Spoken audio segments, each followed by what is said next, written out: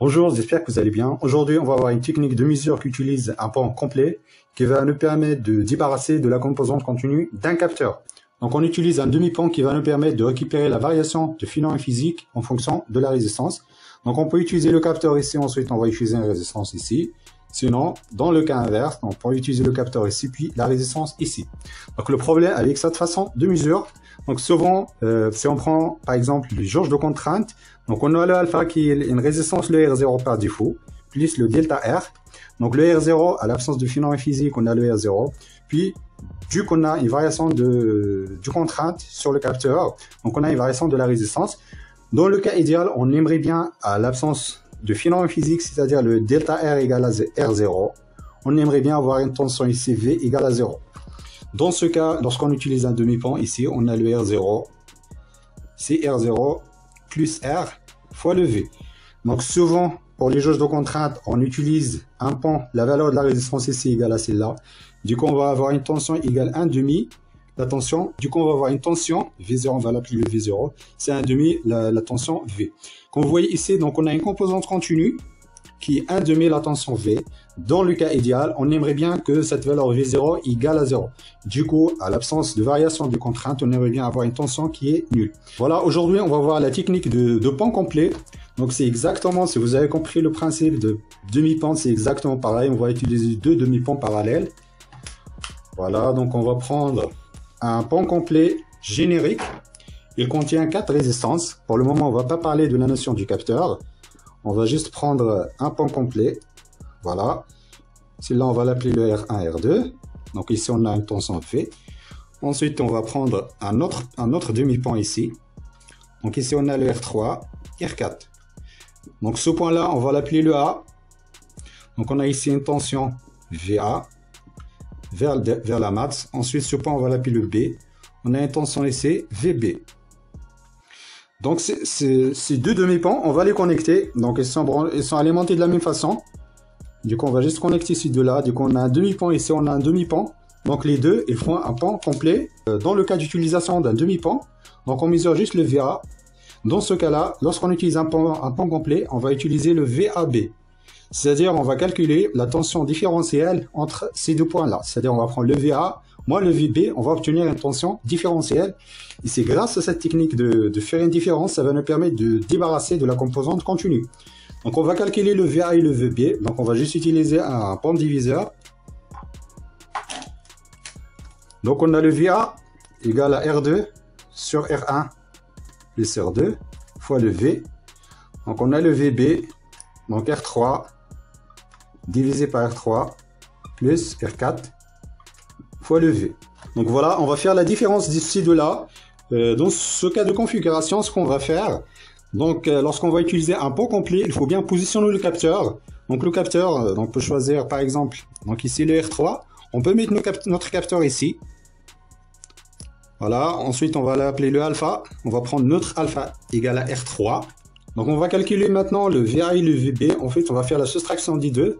Donc en supposant que toutes les résonances sont identiques, ensuite on a le alpha ici qui est notre capteur. On verra tout à l'heure, on va modéliser le alpha également en fonction de R. Donc on a le VA égale 1 demi V. On a le VB égale le alpha égale le R divisé par R plus alpha fois le V. Quand on utilise les capteurs du type résistif, on choisit toujours le alpha qui est proche de R. C'est-à-dire on va prendre le alpha approximativement égal le delta R plus R. C'est-à-dire à l'absence de filament physique, on a une variation de filament physique égale à 0. On va retrouver une résistance qui est égale à une résistance, on va l'appeler résistance par défaut du capteur. Du coup, on va obtenir le VB égale le R plus 2R plus delta R. On va diviser partout par R fois le V. Du coup, on va obtenir 1 demi plus delta R sur R. Voilà, fois le V. Donc, on va faire la soustraction de VA et VB, qui est la tension VAB. Donc, on a le VAB. Donc, c'est 1 demi V. Donc, le V sur 2 plus delta R sur R. Donc là, comme vous voyez ici, nous, ce qui nous intéresse, c'est la variation par rapport delta R divisé par R. Donc c'est cette variation qu'on va capter. Donc lorsque le delta R égale à 0, delta R égale à 0,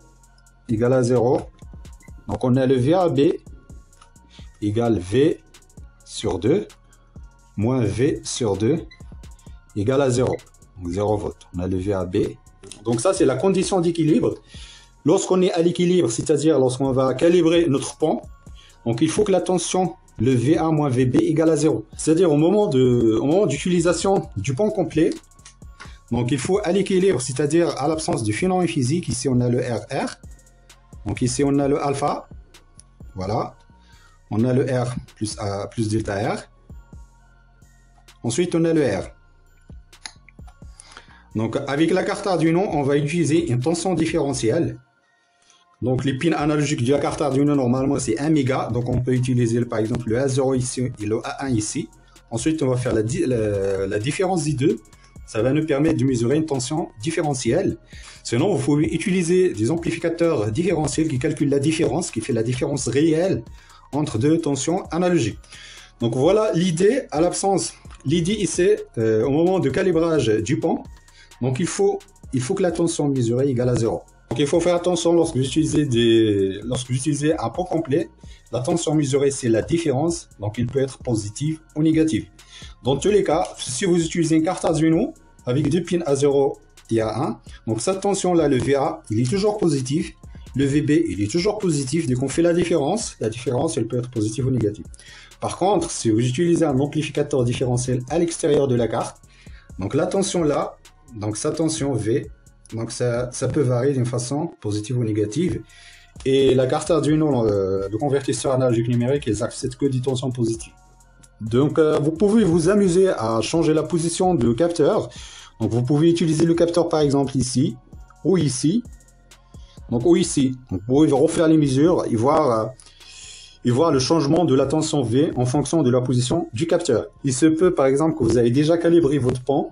Mais avec le temps, il peut y avoir une tension à offset ici au démarrage, c'est-à-dire il peut y avoir parce qu'il y a des résistances qui varient en fonction du temps, ou bien par exemple si vous avez des résistances, même si vous avez les mêmes résistances, il peut y avoir un delta une heure de 5% à 1%, et que ça fait décaler cet offset-là, donc ça fait ajouter par exemple un offset de 100 mV, etc.